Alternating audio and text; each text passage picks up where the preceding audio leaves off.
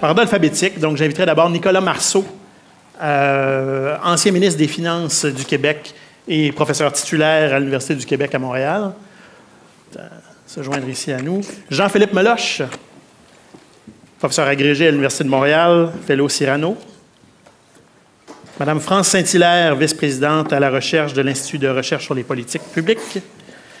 Et le dernier, non le moindre, M. François Vaillancourt, fellow Cyrano et professeur émérite à l'Université de Montréal, pour élargir un petit peu je vais m'en venir ici, moi aussi, pour élargir un petit peu la discussion, peut-être éventuellement sur des points soulevés par Claude.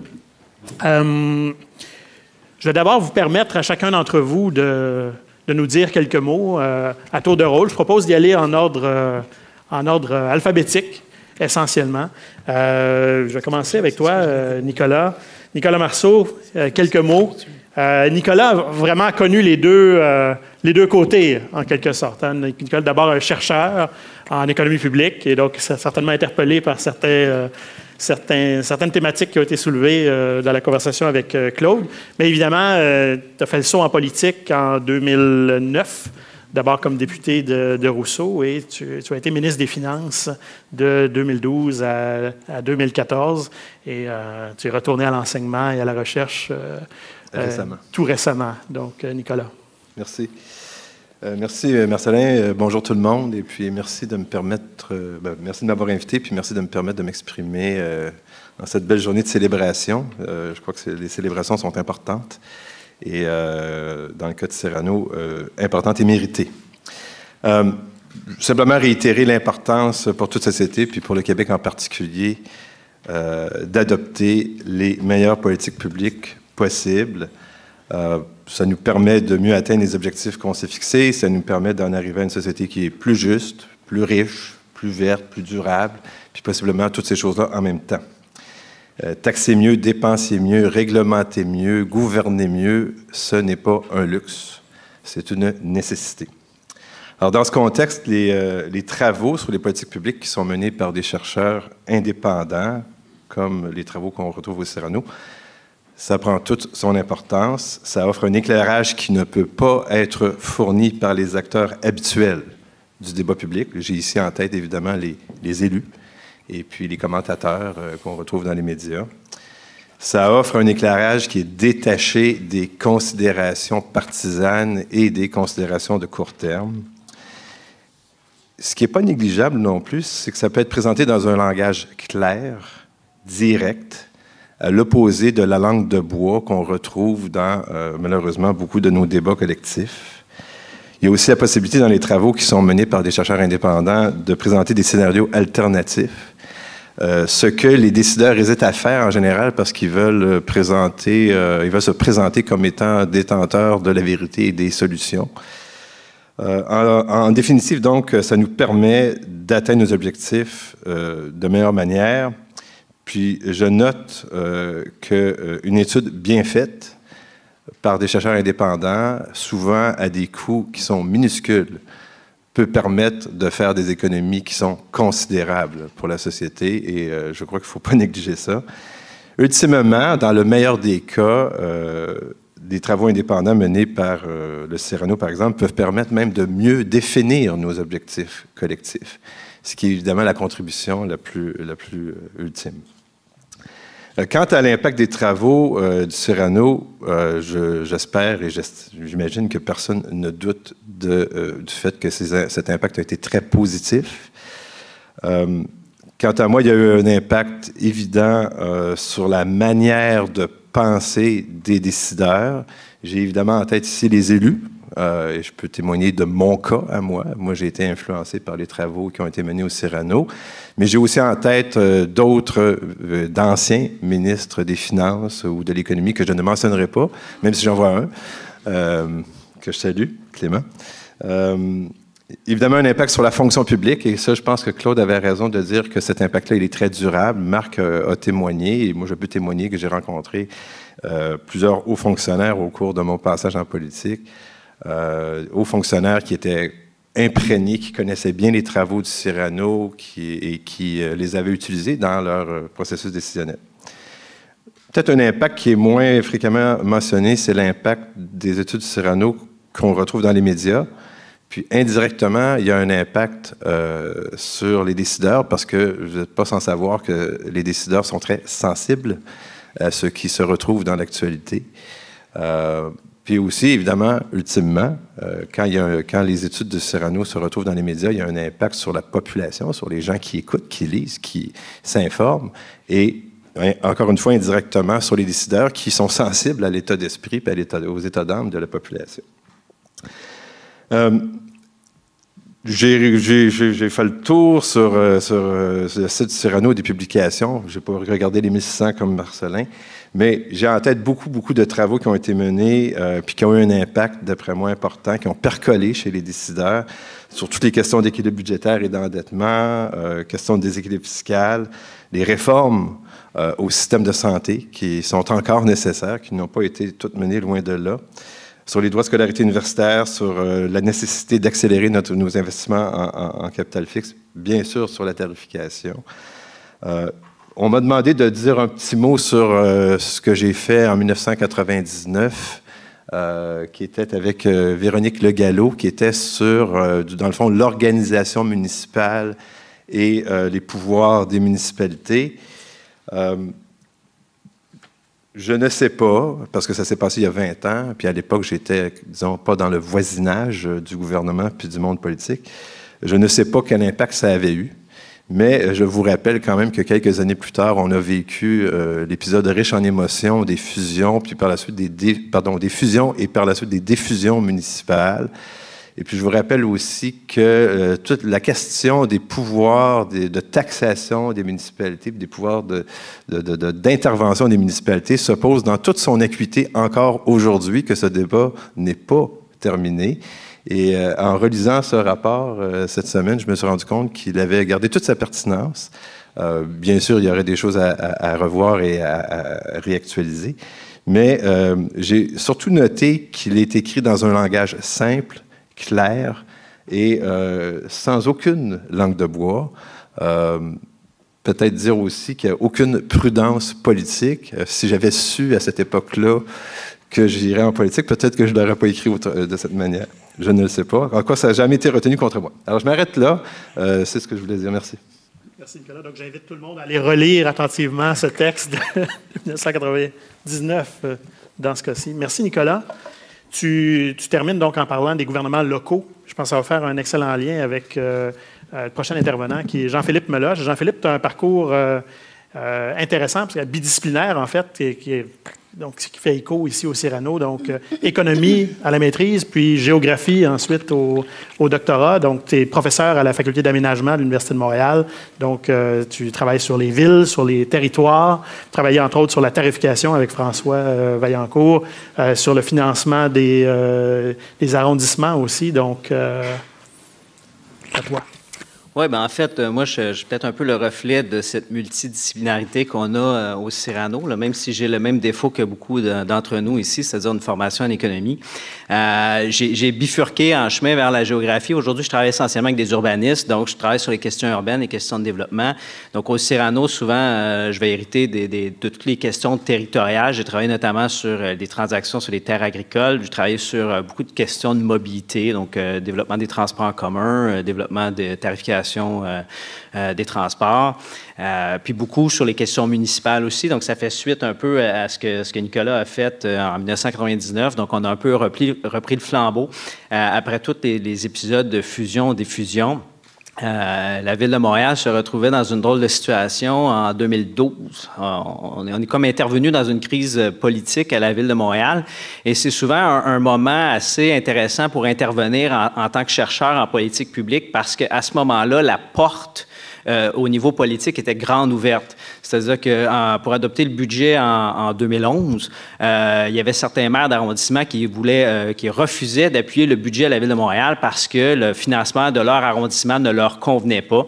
Et cette crise-là a forcé le niveau politique à ouvrir la porte et à dire, bien, on va essayer de régler ça parce que il y avait eu une sorte de collage en 2001, là, au moment des fusions. On avait dit à tout le monde qui se fusionnait à Montréal, faites-vous-en pas, il n'y a rien qui va changer. Donc, on avait recollé des budgets de ville dans des budgets d'arrondissement, puis on avait créé des nouveaux arrondissements en inventant des budgets, puis il n'y avait aucune cohérence dans tout ce qui avait été fait, puis avec les diffusions, ça n'avait pas tellement aidé, ce qui faisait que 10 ans plus tard, ça faisait déjà 10 ans qu'on avait fusionné Montréal et que Montréal fonctionnait, et on en était rendu à une situation qui était intenable. Donc, la porte politique était complètement ouverte. Puis il faut dire, j'ai travaillé là-dessus avec François Vaillancourt, là.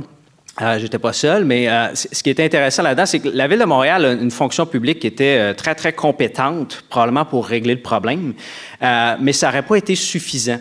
Ça prenait vraiment l'apport externe. Tantôt, Nathalie nous parlait qu'on intervient en termes de chercheurs, mais aussi en termes d'experts. À ce moment-là, le projet qu'on a fait avec la Ville de Montréal, ça a été non seulement un projet de recherche parce que, bon, il fallait essayer de concilier la situation de Montréal avec la situation théorique qu'on aurait pu décrire ou qu'on aurait pu vouloir avoir, mais il y avait aussi d'autres considérations politiques à prendre en compte là-dedans. Donc, tout le travail qu'on a fait, puis l'opportunité que ça nous a donné, c'est que nous, on arrivait un peu comme les experts neutres, si on veut, on n'avait pas de couleur politique, on ne faisait pas partie de la fonction publique de Montréal, parce que comme c'est un conflit entre un gouvernement central et des gouvernements locaux, c'est un peu ça, là, parce que la façon que la Ville de Montréal est faite, c'est qu'il y a une ville-centre, il y a des arrondissements, puis il y a une relation de fédéralisme entre les deux, et c'est cette relation-là qu'il fallait essayer de jauger ici. Et ces conflits-là faisaient en sorte que les arrondissements n'avaient plus confiance dans la ville-centre où travaillent les fonctionnaires de la Ville de Montréal. Donc, ça prenait vraiment quelque chose d'externe. Donc, nous, on arrivait. Le Cyrano avait une bonne réputation. Il y a encore une bonne réputation. Donc, on a fait un bon travail en chemin. On n'a pas gâché ça. Donc, on avait une certaine neutralité. Puis, on était capable d'avoir un regard qui n'était pas celui de la Ville-centre sur les arrondissements, mais qui était vraiment un regard d'expert sur la relation entre une Ville-centre et ses arrondissements. Et comme il y avait une crise politique, bien, c'est certain que le rapport qu'on allait écrire allait être lu, allait être pris en considération. Donc, on a vraiment été intégré non seulement en amont, c'est-à-dire pour faire le rapport, mais il y a eu toutes sortes d'autres crises politiques à Montréal dans ces années-là. Là. Il y a eu 4 maires qui se sont enlignés, ou à peu près là, en l'espace d'1 an et demi. Et ça commençait avec la première administration et on a terminé avec l'administration de Denis Coderre, là, donc 3 maires plus tard. Et notre rapport a tenu tout le long. C'est-à-dire que ce qu'on avait fait, c'était suffisamment cohérent pour que peu importe la couleur politique, à chaque fois qu'on revenait au problème, la solution que nous, on avait mis en place paraissait crédible, paraissait être la bonne. Donc, on a accompagné plusieurs administrations dans la réflexion. On est même retourné à la case départ quand l'administration Coderre est rentrée en place. On a travaillé avec eux. Donc, quand on dit que nos recherches ont un impact sur les politiques publiques, dans un cas comme celui-là, c'est un cas assez spécifique et original, je dirais, là, quand la porte politique est ouverte, bien, vraiment, les travaux qu'on fait sont pris au sérieux, puis finalement, bien, ça donne lieu à teinter les politiques publiques. Merci beaucoup, Jean-Philippe. Je pense qu'encore une fois, le lien va se faire tout naturellement vers Mme France Saint-Hilaire, qui porte le même titre que moi, mais à l'Institut de recherche en politique publique, vice-présidente à la recherche. Et d'ailleurs, France, tu as collaboré avec nous au Cyrano en 2009 sur le comité de lecture du tout premier Québec économique. À l'époque, vous aviez été, avec Claude d'ailleurs, très sévère avec nous, de manière à ce qu'on s'ajuste ensuite et qu'on s'améliore en cours de route, ce qu'on a fait, je l'espère, depuis. On a parlé des gouvernements locaux. L'IRPP, en fait, évidemment, une mission qui est pan-canadienne. Donc, c'est teinté dans une programmation de recherche qui touche au champ de compétences du gouvernement fédéral, mais aussi les spécificités des différentes provinces. Alors, comment est-ce qu'on intervient sur les politiques publiques dans un contexte hétérogène comme celui-là? Exactement. Je vais commencer par te remercier, Marceline, de m'avoir invité à cette belle conférence aujourd'hui. Je ne fais pas partie du clan ou de la famille Cyrano, mais je dois dire, en commençant, là, que j'ai suivi d'assez près son parcours au cours des 25 dernières années, suffisamment pour apprécier son apport à la recherche et au développement des politiques publiques au Québec. Alors, je pense qu'on se doit de féliciter tous ceux qui ont mis sur pied cet organisme et qui ont vu à son essor de depuis. À mon avis, le modèle de Cyrano est un modèle unique et intéressant qui mériterait d'être produit ailleurs. Ça n'existe pas ailleurs au Canada, ce type de modèle-là. Surtout l'idée que les chercheurs de plusieurs universités qui ont des réseaux ensemble. Naturellement, le gros atout de Cyrano, c'est justement de créer ces réseaux de chercheurs intéressés à la chose publique. Je trouve qu'il est super intéressant le modèle de liens constructifs qui ont été créés entre le secteur académique, public et privé, qui a permis de mieux cibler les activités de la recherche, de répondre aux préoccupations des décideurs, d'informer leurs décisions et leurs choix, souvent pas autant qu'on l'aimerait, mais tout de même. Et en particulier, j'aimerais souligner le rôle du Cyrano pour assurer la relève de cette génération de chercheurs. Et je pense à Marcel Boyer, Claude Montmarquette, Bernard Fortin, Robert Lacroix, juste pour en nommer quelques-uns, qui ont dédié une grande partie de leur carrière à travailler sur les enjeux de politique publique au Canada et au Québec. Alors, je trouve que c'est très rassurant pour l'avenir de savoir qu'on a une relève qui est assurée. Au risque de dévoiler mon âge, j'ai eu la chance de débuter ma carrière au moment où un bon nombre d'économistes à travers le pays participaient aux travaux de la commission McDonald sur l'Union économique et le développement, les perspectives de développement du Canada. Les travaux de cette commission ont été marquants, non seulement parce qu'ils ont ouvert la voie à la signature de l'accord du libre-échange avec les États-Unis, mais ils ont aussi fondamentalement remis en question les modes d'intervention de l'État dans les politiques économiques et sociales, et ont mis de l'avant des pistes de solutions qui même résonnent encore aujourd'hui si on pense au revenu minimum garanti, par exemple. Alors, les idées qu'on pense qui sont neuves sont souvent, ont souvent plus d'âge qu'on le pense. Étant donné mon rôle à l'IRPP, j'ai pu observer à maintes reprises le rôle important que peut jouer la recherche et qu'a joué la recherche dans l'évolution des politiques publiques au Canada et au Québec, notamment en matière de politique fiscale et commerciale, de lutte au déficit et au cours des nombreuses réformes de l'assurance-emploi et de l'aide sociale. Comme on sait, en matière de politique sociale et de politique familiale, je vois que Pierre Lefebvre est ici, qui a déjà écrit avec nous à l'Institut. Le Québec s'est avéré particulièrement innovateur et ambitieux sur ces enjeux. Je pense qu'il est important de souligner que les chercheurs ont non seulement contribué à la conception de plusieurs de ces politiques, mais par la suite ont vu à faire l'évaluation de l'impact de ces politiques-là et à proposer des ajustements pour s'assurer d'ajuster le tir et que les politiques soient plus arrimées aux objectifs de départ. Donc, c'est vraiment pas négligeable le rôle que les chercheurs ont joué dans le domaine des politiques publiques. Bien entendu, l'influence de la recherche sur les politiques dépend de la réceptivité des gouvernements qui souvent découle de leur perception de l'urgence d'agir. L'immigration est un domaine où la recherche a eu un impact notoire sur les réformes et un grand nombre d'études ont été publiées par l'Institut, par le Cyrano, par plusieurs autres organisations au Canada afin d'expliquer la détérioration des perspectives d'intégration économique des nouveaux arrivants vers la fin des années 90. Ces études ont remis en question ce qu'on pensait être les facteurs de succès et ont mené à des changements importants dans les processus de sélection des immigrants économiques et les programmes axés sur les étudiants étrangers, les travailleurs étrangers temporaires. Il y en est de même pour la réforme des régimes de retraite, motivée par le vieillissement de la population et le déclin des régimes de retraite à prestations déterminées. Encore là, plusieurs centres de recherche et instituts, dont le Cyrano et l'IRPP, se sont affairés à étudier cette problématique et à proposer des solutions dont certaines continuent de mijoter, alors que d'autres ont déjà été adoptées. Je pense en particulier à une étude de Michael Whipson que l'IRPP a publiée puis qui a servi de modèle pour la bonification du régime des pensions du Canada. Le timing électoral est certainement déterminant, souvent.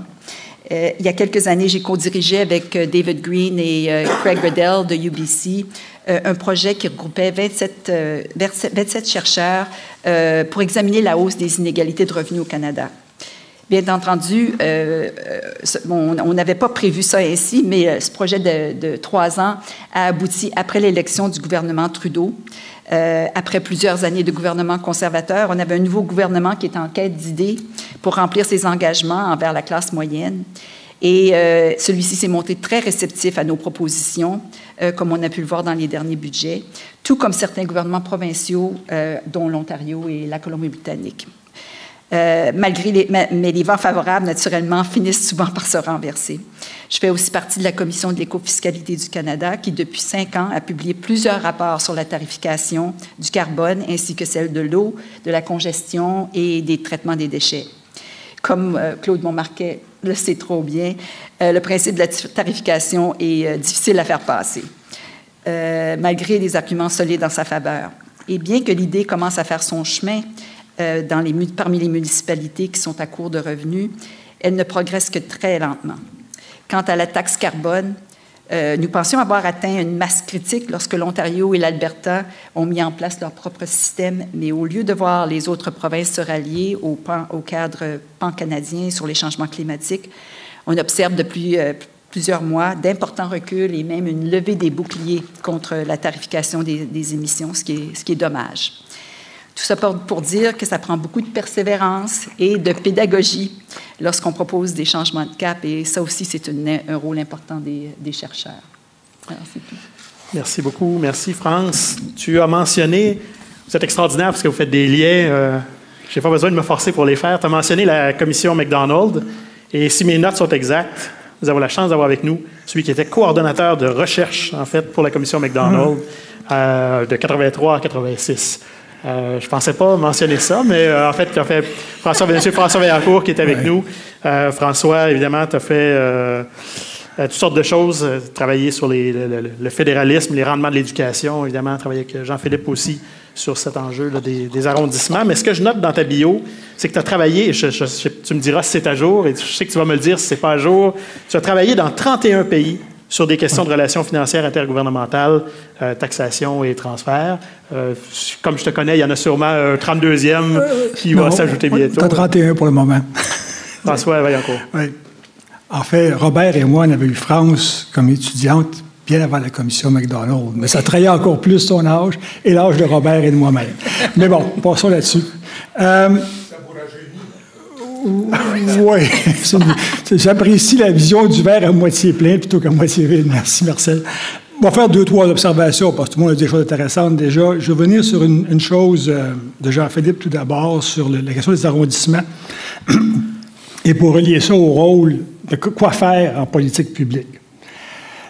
De fait, la réforme des arrondissements s'est faite en 2 étapes. On a d'abord convaincu la Ville de Montréal de céder une partie du champ de l'impôt foncier aux arrondissements pour le budget de 2013. Et ensuite, on a fait la réforme des financements, des transferts en 2015. Jean-Philippe a pudiquement parlé de 4 maires, dont un fut arrêté une semaine après qu'on l'ait rencontré. On s'est toujours demandé si c'était une causalité ou une corrélation, en tout cas. Mais le point intéressant sur le transfert des champs fiscaux était comment, et c'est ce point crucial, je pense, dans ce qu'on fait au Cyrano, c'est comment vendre les bonnes idées dont tout le monde sait que c'est une bonne idée. Les arrondissements, jusqu'à ce moment-là, lorsqu'ils voulaient faire une dépense supplémentaire, venaient dans le bureau du directeur des finances, puis ensuite allaient au président de l'exécutif dire « j'ai besoin de plus d'argent ». Et puis, quand il n'y avait pas d'argent, il disait « je vais fermer la piscine Unitel, je vais réduire les heures de bibliothèque, je vais abolir le patinage gratuit, et c'est la faute au méchant centre. » Vous voyez, c'est M. le maire Tremblay qui fait le mal, et moi, le président, le maire d'arrondissement, je ferai le bien, mais on m'a lié les mains. Bon, Jean-Philippe a une magnifique expression que j'ai reprise qui dit ceci aux gens, il dit « il y a toujours quelqu'un qui paie pour un service public. La question, c'est de savoir qui, vous ou vous. » C'est ça, essentiellement. Mais toujours quelqu'un qui paye. Et on avait gentiment expliqué au directeur des finances de la Ville de Montréal, mais écoutez, la seule différence, là, vous allez céder 5 sous, je me souviens bien, d'impôts fonciers. Vous avez moins de recettes. Vous allez leur dire, vous avez plus de recettes autonomes, puis vous vous financez avec ça. C'est kiff-kiff. Et c'était vraiment fascinant de voir tout d'un coup le changement d'attitude d'un haut dirigeant qui était « c'est mon champ d'imposition, touchez-y pas, c'est mes recettes » à « mais je pourrais me débarrasser d'un problème politique » en disant au maire d'arrondissement, « mais montez vos impôts locaux, ça n'a pas assez d'argent. » Ça a pris comme 5 minutes. en réunion. Flip, ça s'est fait. On a convaincu la fonction publique, puis les politiques ont été convaincus, ont également vu l'avantage. Mais pourquoi c'était possible? Bien, je pense parce qu'il y avait un petit peu d'expertise dans la salle avec Jean-Philippe et moi. Je me souviens toujours que c'est Claude qui m'a appelé un vendredi après-midi dans l'auto dans une tempête de neige pour me dire qu'il y avait une réforme à faire le lundi à la Ville de Montréal. Et on a amené Jean-Philippe le lundi, puis on a commencé avec ça. Mais on avait l'expertise. Si l'expertise du Cyrano n'avait pas été là, je ne pense pas qu'on aurait pu vendre la bonne idée, aussi bonne qu'elle était. Et cette expertise s'acquiert aussi bien, je pense, au niveau international qu'au niveau national. C'était mon avantage relatif des 31 pays qui, je pouvais dire, la Ville de Montréal était plus mal gérée que certaines villes africaines à ce moment-là, à mon avis. Mais je pense que le point crucial que je vais faire passer, c'est oui, il y a beaucoup de monde intéressé par des bonnes idées de politique publique. Il va falloir trouver les bons interlocuteurs, les bons arguments puis les bons moments. Et, comme dit France, quelquefois remettre 100 fois sur le métier, ou en tout cas 10 fois sur le métier, la même chose. Ceci dit, un point quand même, un peu triste quand même, si vous regardez l'importance de la recherche, oui, on a fait des recherches au Cyrano sur la demande de la scolarité universitaire. C'était pas tout à fait anodin quand ça s'est fait. On voulait contribuer au débat public sur la hausse des frais de scolarité. Et on a eu la proposition du ministre des Finances d'avoir une hausse des frais de scolarité, et on a eu le printemps érable, et on n'a pas eu cette hausse. Et à un moment donné, lorsque la volonté politique n'est pas là, ou lorsqu'elle recule, elle brûle les bonnes politiques. Elle les discrédite peut-être pour 10, 15 ou 20 ans. Et donc, il y a... Oui, je comprends bien que tout est politique, je suis bien conscient que c'est important, mais c'est un peu malheureux pour les bonnes politiques publiques de voir des politiciens n'ayant pas le courage de défendre jusqu'au bout, malgré le fait qu'ils les ont endossés. Et ensuite, maintenant, je pense qu'au Québec, si on parlait d'hausser les frais de scolarité, les gens nous diraient « Mais vous n'avez rien compris. » Non, on a tout compris. Mais c'est vous qui n'avez pas le courage de comprendre ce que vous devriez. Je parle quasiment comme Claude dirait à ce moment-là. La dernière observation, donc, c'est sur le Cyrano et son unicité. Oui, moi, mon expérience internationale, c'est que je ne l'ai pas trouvé ailleurs, d'organismes pareils. Ce qui est assez frappant, on a eu des chercheurs espagnols il y a quelques années au Cyrano qui sont venus.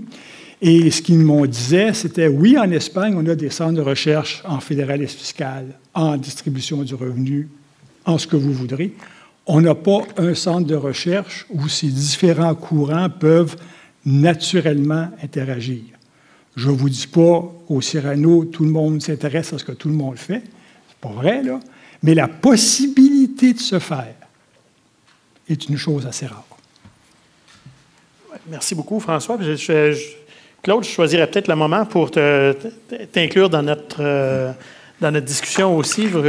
François fait une belle passe sur le rôle du Cyrano. Là. Tout est dit, finalement. Ou à peu près. On va laisser les autres. On a toute la journée pour continuer. En fait, en fait, ce que je remarque, une chose intéressante sur ce panel-là, c'est qu'on a vraiment différentes façons d'influencer les politiques publiques. Donc, différents rôles qui ont été joués. Puis, il y a peut-être des éléments des bios qui m'échappent, mais on a deux de nos panélistes qui ont fait de la politique active. Nicolas, c'est bien connu. Jean-Philippe, c'est pas un secret, tu t'es présenté aux dernières élections. Les trois autres, je pense, vous en êtes tenus au rôle de conseiller du prince, alors que les deux autres ont tenté de devenir le prince. Je serais curieux de vous relancer un petit peu sur cette question-là, peut-être avec les deux premiers ici dans un premier temps, où est-ce qu'on est le mieux placé finalement pour influencer les politiques publiques? Est-ce qu'on est plus efficace finalement dans un centre comme le Cyrano, ou est-ce qu'on n'a pas le choix à un certain moment de franchir le Rubicon, là, puis ou est-ce que c'est deux décisions qui sont indépendantes finalement? C'est une évidence que si on n'a pas des idées en tête, des projets en tête, qu'on ne va pas se présenter. Enfin, en tout cas, dans mon cas, qu'on ne se présentera pas. Là. Donc, moi, je me suis présenté parce que j'avais une façon de voir le monde que j'aurais voulu voir s'incarner, se réaliser. Là où on est mieux placé, c'est pas évident. Lorsqu'on évidemment, dans un système politique comme le nôtre, Lorsqu'on est au gouvernement, évidemment, là, on a des moyens, on a des possibilités, mais il en demeure pas moins que les contraintes sont bien plus importantes qu'on peut le croire. Clément, qui est devant moi, en témoignerait lui aussi, je suis certain.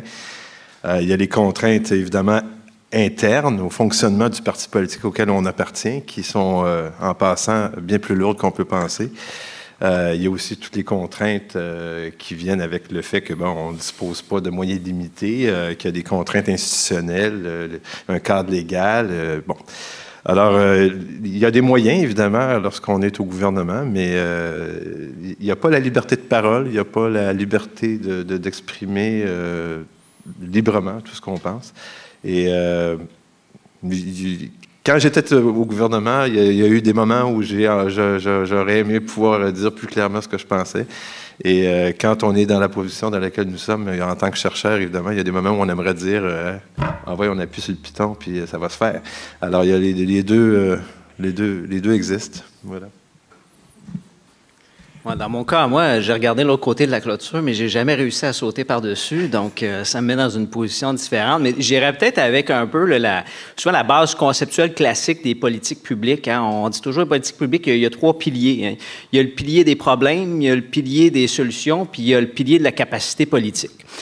Les chercheurs, on est beaucoup dans les problèmes et les solutions. C'est-à-dire qu'on essaie d'émettre des diagnostics précis, on a des méthodes, on est rigoureux, puis on dit, nous, on comprend mieux les problèmes, peut-être parce qu'on a on a mis en place des recherches qui nous permettent de faire des bons diagnostics.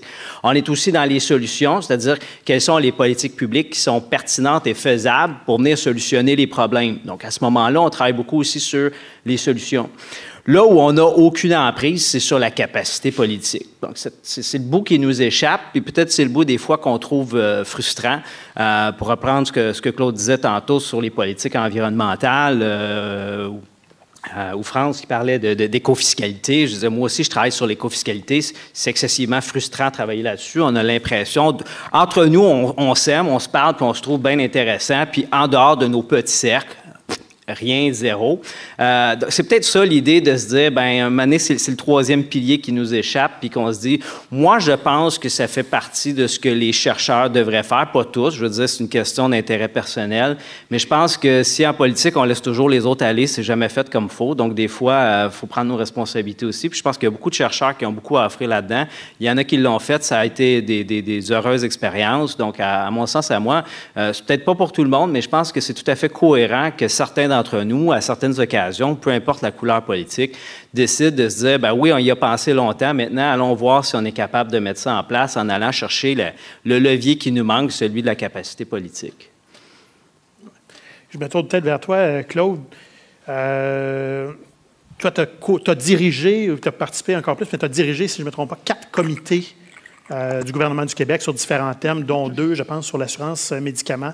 Comme Marc a parlé justement de cette façon d'intervenir aussi, qui n'est pas directement une implication du Cyrano, mais qui est une utilisation d'expertise du Cyrano, en quelque sorte. Une implication du Cyrano, parce que je l'ai fait, mais on a 7, 8, 10 chercheurs du Cyrano qui ont été impliqués aussi dans ce type de comité. Donc, on a créé au Cyrano un bassin d'expertise qui peut-être n'était pas connu autant du gouvernement ou de la fonction publique, qui s'est révélé puis qu'on a utilisé essentiellement pour examiner les situations.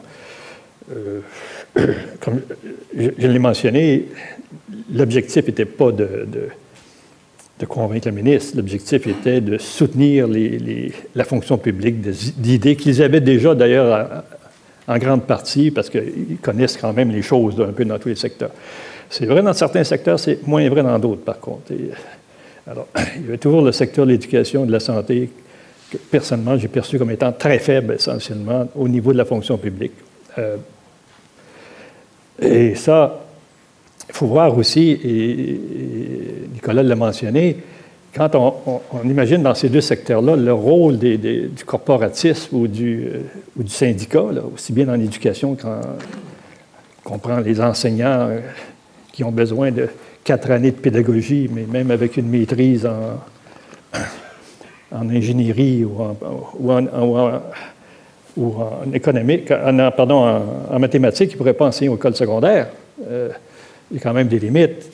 Les infirmières qui font du temps supplémentaire qu'ils ne veulent pas faire parce qu'au fond, les jeunes infirmières qui ont des familles aimeraient mieux ne pas être, ils préfèrent ne pas être infirmières à plein temps parce qu'ils sont contraints à faire ce genre d'heures supplémentaires ou du travail pendant les fins de semaine. Il y a des contraintes là, sévères, mais ça, il va falloir à un moment donné, bon, c'est moins pire, je pense, que ce qui existait dans le temps, mais il va falloir à un moment donné qu'on soit beaucoup plus innovateur au Québec sur ces questions-là et tenter d'autres choses, quoi, essentiellement, et vraiment briser ces conditions. Ça arrive toujours au moment aussi, et là, peut-être qu'il y a le bon moment, il y a une pénurie de main-d'œuvre. On va peut-être avoir d'ouverture un peu plus grande pour des politiques plus souples à cet égard. Donc, l'expertise s'est développée. On a eu besoin aussi d'obtenir des données qu'on n'avait pas besoin. Je pense en santé, par exemple.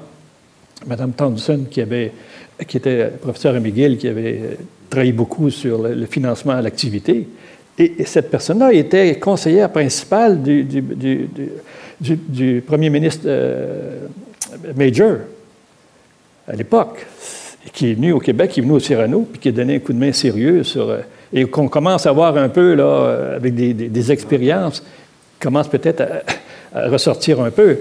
Alors, ça finit par percer, mais j'étais en contact assez souvent avec elle, parce que c'est moi qui l'avais mis sur cette question-là, mais très poussé aussi par le ministère des Finances à cette époque. Elle me disait, moi, je vais abandonner, ils ne veulent pas me donner les données que je veux. Alors, il y a aussi un effort à faire sur... On ne peut pas arriver à des bonnes politiques sans de bonnes données, facilement, qu'il faut analyser. C'est clair et net. Alors, moi, je pense qu'il y a de l'espoir. Il y a beaucoup d'espoir parce qu'on a vu les jeunes chercheurs du Cyrano là, se pointer. Jean-Philippe, qui paraît très jeune, puis qui est encore très jeune aussi, qui regarde de l'autre côté de la clôture. Et c'est vrai qu'effectivement, parce que Marcel et Robert, on est des amis de 50 ans et plus, là, sans dévoiler l'âge de Robert. et écoutez, il n'y a pas un matin, on n'a pas essayé de refaire le monde.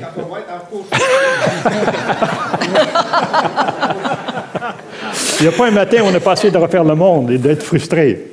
Bon, on réussit à survivre jusqu'au lendemain, essentiellement, puis de recommencer. Alors, merci au panel, c'était très, très bien. J'ai beaucoup apprécié. Le panel veut encore, d'ailleurs, juste une petite observation pour M. Sirois pour rapporter à Québec. Si vous regardez le processus par lequel la Ville de Montréal a fait son changement de façon des arrondissements, la deuxième partie, en particulier, la première partie qui était l'époque Tremblay à Bourbon, avait une dimension politique de tourner les arrondissements, etc. Après l'élection de M. Coderre, on nous a recontactés, je pense comme en mars 2014, je me souviens bien, pour nous dire « ça vous intéresserait-tu de revenir dans ce dossier-là? » Fait qu'on est allé rencontrer à nouveau l'administration de la Ville. Et la stratégie retenue était une stratégie d'expertise des fonctionnaires encadrée par un comité directeur avec l'expertise universitaire. Jean-Philippe et moi, on se retrouvait à une espèce de comité directeur où on nous présentait différentes idées. Financement des bibliothèques, enlèvement de la neige, comment gérer les matières résiduelles et ainsi de suite. Tous les grands, il y en avait 14 dossiers, je pense. On pouvait fournir des inputs, mais on s'appuyait sur le travail très bien raisonné d'habitude de gens qui savaient que, par exemple, on peut décharger de la neige dans les égouts de Montréal seulement dans certains arrondissements, mais pas dans d'autres. Puis dans les autres, ça implique que les camions vont plus loin, donc ça coûte plus cher pour 1 mètre même cube de neige de l'enlever des rues. Bon, nous, on n'aurait pas su ça avant, c'est bien évident. Il me semble peut-être que le gouvernement du Québec pourrait penser, quand ils partent sur des grandes réformes qu'ils vont faire à l'interne, de s'associer à une espèce d'une couple d'universitaires, puis d'aller venir ça au Cyrano en particulier. Bon, là, je vais pour Nathalie, là. Mais de façon générale, l'interaction entre le monde universitaire et le monde de la fonction publique québécoise n'est pas très développée lors des passages de politique. Je vais donner l'exemple bien concret de la réforme du financement des commissions scolaires en 2 temps, n'est-ce pas? Un premier changement puis un deuxième changement. On a pas mal d'expertise là-dessus. Pour la fois, on avait un projet qu'on a modifié à mi-chemin parce que la réponse annoncée. On n'a jamais cherché à associer l'expertise qui était là au travail en tant que tel. Bon, pourtant, quand on regarde ce que Marcelin et moi, on a fait dans le cadre du rapport budgétaire préélectoral, c'est très faisable d'avoir les universitaires travailler sur des choses concrètes tout en respectant le secret. En tout cas, c'est une observation de même. Puis l'école de la Ville de Montréal démontre que je pense que c'était faisable. Je pense que ça aurait été utile. France, ça serait le mot de la fin, en fait, si tu souhaiterais intervenir à ce moment-ci. À ce que Nicolas et Jean-Philippe discutaient, là, le lien ou le manque de lien entre les chercheurs, les problèmes, les solutions et le politique. Il y a une donnée qui manque là-dedans, c'est l'opinion publique. C'est pour ça que j'ai terminé sur l'idée de pédagogie. Je pense qu'en tant que chercheur, on a aussi un devoir, puis Nicolas le mentionnait dans sa présentation, d'écrire clairement, de communiquer clairement, de façon accessible.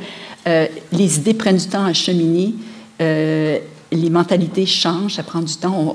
Si on recule en arrière, on pense les ceintures de sécurité dans les voitures, la cigarette dans les lieux publics. Comment ça a pris de temps à changer ces mentalités-là? Mais à un moment donné, il y a des décisions qui ont été prises où on a convaincu le public que c'était pour le bien de la population et on a mis en place ces genres de grands changements-là. Puis aujourd'hui, on ne retournerait jamais... Il n'y a personne qui se pose la question. Alors, je pense qu'en tant que chercheur, on a un devoir de bien communiquer nos idées, les arguments en faveur de politiques efficaces et efficientes, et c'est un de nos rôles. Absolument. Merci beaucoup, France. Ce sera le mot de la fin pour cette première partie. Nous, on aurait fait toute la journée, hein? Mais merci à vous 5, vraiment.